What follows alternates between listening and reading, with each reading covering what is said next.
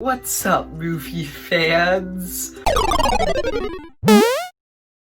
Today, I am going to be reviewing a series that I literally only discovered like a couple weeks ago. This is a Netflix original series that's existed for over a year now. Me and my family only just started watching it 2 weeks ago. And the funny thing was, right after we finished the first season, season 2 came out literally right after. So I watched it, and now I decided, since it literally just came out, I can review it on this channel. I am talking about The Umbrella Academy, which is a show about 7 people who are all born on the same day, and they're all born with superpowers, like mysterious superpowers. It's never really explained why they were all born on the same day or how they got the superpowers. Yeah, that's the plot of the show. So season 2 just came out, so I'm going to be talking about and reviewing season 2. Now, I'm going to do this similar to how I did my Star Wars The Rise of Skywalker review, where I talk about non-spoiler things, and then I'm going to get into spoiler things, because there are a lot of things that can be spoiled about this. So, if you haven't seen season 2 yet, or if you haven't seen the show yet, I recommend it. It's a good show, so you should watch it. If you haven't seen it, you can stay for the first half, and then I'm going to get into spoilers near the second half. So I'm going to start by talking about everything I liked about it, then getting into everything I disliked about it, and then I'm going to get into spoilers. So starting us off, everything I liked about it. One thing that I want to say, this is a very small thing, but before we start getting into like bigger things, and this is actually something that I have to say about season 1 too. This show's song choices, the songs that it uses for each scene, are perfect, because normally every song that they choose to play in each scene fits the scene really, really well, and I just think that that's a really cool thing that I wanted to mention before I get into stuff. So, starting, Netflix actually does this a lot, I find, with their original series. For the majority of each season, they are deliberately keeping you in the dark, revealing small chunks of information at a time, and for the majority of each of the seasons of their shows, you don't know what exactly is going on. Like, they did it with Stranger Things. They also have these 2 other series that I've watched on Netflix that I haven't talked about on this channel, called Lock and Key and Raising Dion, and those 2 series do it. They just deliberately keep you in the dark for the majority of the season, and I love that. Season 2 of Umbrella Academy is the best that they've ever done it. There are so many twists in this season, and just with every single one of them, I was just like, oh, so that's why there were just so many moments like that throughout the season. If you haven't seen it, you really don't want any spoilers, because it's so much better to watch this without any spoilers. Watching it and knowing what's going on, I guarantee will take away from this experience. It's a really fun experience when you're like being kept in the dark and learning these things over time, and I thought that it was really well done. And it's very well thought out too, because this is one of those TV shows or movies where nothing is placed in a certain location for no reason. Like, everything in this entire season has a purpose. Even like these small little throwaway lines that you just forget about over time pay off later in the season. Everything is very deliberately placed, and I think it's excellent. So the main draw of the Umbrella Academy show, I think, would be its characters. In the first season, I really loved all of the characters. I thought that they did well with all of them in the first season. I just thought that everything they did with them in the first season was really well done. In this season, with each character, there are 2 that I had significant problems with, but the other 5 I think were great. So, getting into the 5 that I think were great, we'll get into the 2 that I had problems with later. Starting, the 5 that I think were great. 5. And also, I think that Klaus and Ben would fit under this category too. Those 3 characters, I think, just steal every scene that they're in. They're really fun to watch. I really like Klaus because, who wouldn't? He's hilarious. They find so many ways to just make him funny every time he's on screen. His antics with Ben and his interactions with Ben make him just way better. I liked them in season 1, but in this season, they were just really, really great. 5, I think the kid that they cast to play him does so well at acting like an old man trapped in a kid's body. It's actually really believable, and I think it's hilarious, most of the time. And 5, he definitely steals the show too. And then other characters, the other 2 that I really like, Allison and Diego, I think that everything that they did with them was great. I don't like them because they're really funny characters. They might have funny lines here and there, but I just think that they were really, really good characters overall. I really liked those characters. I really liked the story. Like I said, the twists and turns were great, and the foreshadowing that they gave for each of them was great, and I love the song choices. Those are the things that I would say are my main spoiler-free good things about the season. Now, let me get into my spoiler-free bad things that I didn't really like. First off, Luther and Vanya. Like I said, I liked 5 of the characters that were in this season, but the 2 that I didn't were Luther and Vanya. And Vanya, I actually am kind of mixed on. I kind of liked her, but I kind of didn't. The reason that I liked her is because I think that it's really interesting that she lost her memory, and by the end you figure out, that she's really choosing not to remember because of everything that happened in season 1. You can't really blame her. She has to, really face her past, and I think that they did really well on it. But at the same time, for pretty much the entire season, I didn't feel like it was the same character from season 1. She has a drastically different personality in this season than she did in season 1.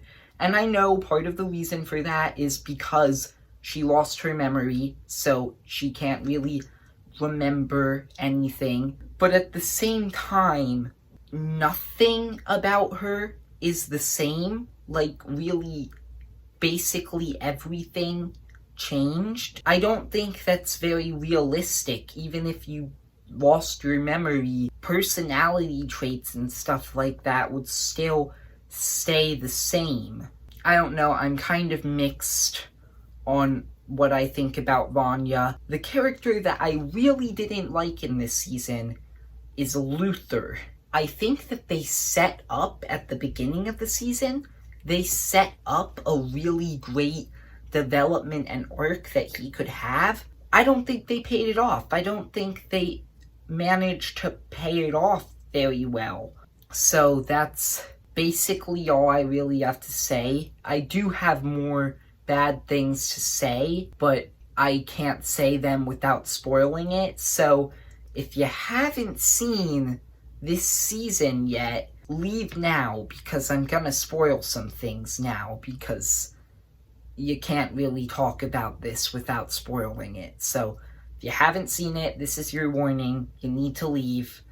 I'm gonna spoil it now. So, getting into spoiler things. First off, I want to go more in depth in talking about Ben. Two things that I think they did really well with Ben in this season is, one, I love the part where he possesses Klaus's body, and then I actually think that Klaus, the actor who plays Klaus, did a really good job at acting like Ben. Like, there were times where I was kind of like, that doesn't seem like Ben, but for the majority of the time, I thought he did a really good job at acting like Ben, and I also really liked how he was, like, reacting to everything, because he had obviously been dead and been a ghost for 17 years, so him, like, touching things and interacting with the real world, his reaction I thought was really real. And of course, he sacrifices himself at the end of this season, and I thought that scene was really, really well done. I actually felt like emotion for that, but one problem that I do have with it is that Ben doesn't seem like the logical person to be reaching out and helping Vanya, because if you really think about it, Ben is the only character of the main 7 who's never really had an interaction with Vanya, because he's obviously been in Klaus's head for the majority of the past 2 seasons. And I'm pretty sure even then, Vanya's the only character in the first season who, when Klaus brought Ben out as a ghost and he started using his powers, Vanya's the only character who didn't react to that because she was too busy on the stage trying to end the world with her violin playing. I don't know, I thought it felt really weird that it was Ben that had to do it, but at the same time, I just really thought that scene was done really well, so I can get past that. 2 things that I want to mention about this season that I thought were phenomenal. One is my favorite scene in the entire show. Funny enough, this scene happens to involve the 2 characters that I didn't really like that I mentioned earlier.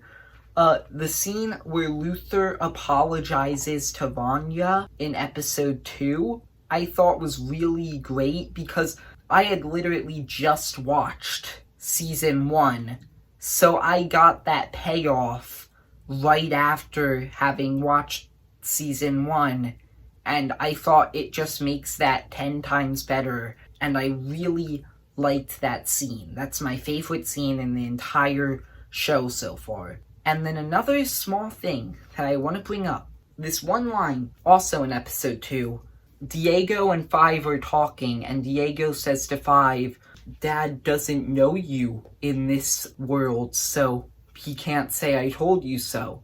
And Five responds with, I'm sure he'll find a way. I love that so much because it's obviously foreshadowing for episode 9 of this season when Diego gets the note from Dad saying, I told you so. I loved that so much. That was great. Like, that's one of my favorite instances of foreshadowing I've ever seen in anything ever. I can't call this a movie because it's not a movie. You know what? This is a 10-hour movie. So those are 2 small things that I wanted to bring up. And then some of the new characters. I want to talk about some of them. So first off, I really like Allison's husband, who I forget the name of. I think it was Ray. I thought that he was a really good character. I thought that most of the new characters are really good. I loved Klaus's little cult following. I thought that they were really funny in how they interacted with him, and I love how Klaus is using these song lyrics as wisdom. I really liked all of that. the people on the farm with Vanya, they were good. I do have one problem though, and this is actually a problem that I have with Stranger Things Season 3 too, and I'm going to bring this up as an example. I think that Netflix is overly harsh sometimes, like, with characters that are genuine evil villains. I'm okay with them dying as, like, punishment because they're genuine evil villains, and I'm also okay if, like, a hero sacrifices himself as, like, a big emotional moment. What I'm not okay with is when they overly harshly kill a character who's just an antagonist, but not really a villain. They did this in Stranger Things Season 3 too, where Nancy and Jonathan in Stranger Things Season 3, and I'm about to spoil it if you haven't seen that either, they kill those two reporters who were sexist, yeah, but I don't think they deserved to die. And then that happened in this season too, with the husband of the lady on the farm, who I also forget the name of. I don't think he should have died. Like, I know it was an accident, so there's that, but still, that seems a bit too harsh. So that's one small problem I had with the new characters. And then, obviously, the big new character was Lila, who is one of the 43 other kids, or actually, technically, like 36 other kids besides the main 7, who has powers. And I really like that. Like, I think introducing another kid who has those powers had to happen eventually, and I think it was done really well. I do wish they would have revealed it a little bit sooner, because they revealed it on the last episode, and she ended up being the main villain of the last episode. I think they should have revealed it sooner, but it was handled well enough. If somebody at Netflix happens to be watching this, just saying, which they won't because this channel is extremely small, but if by some miracle they do see this, if you don't make a season 3, that's just the biggest missed opportunity you could possibly have. You have to make a season 3. Just, you set it up way too well to not make it. All of these new plot lines that you left open. You could explore Reginald Hargreaves' past, with him now being confirmed to be an alien. You can introduce more of the other 43 people who have powers. You just left so many cliffhangers. I really want them to make a season 3. And just saying, my prediction is that the kid who I forget the name of on the farm who got Vanya's powers, I totally think that that's the reason that the Sparrow Academy plotline now exists. Like, that has to be part of the reason. Hopefully that prediction is right. One more thing that I have to say. I didn't like the Swedes as villains. Like, they tried to have these moments where you feel emotion for them, but they didn't set them up as well enough characters so that you would feel emotion for them, so I didn't really like them. But that's everything I have to say. I hope you enjoyed the video. If so, leave a like and subscribe. Why am I talking like this? And see ya, movie fans.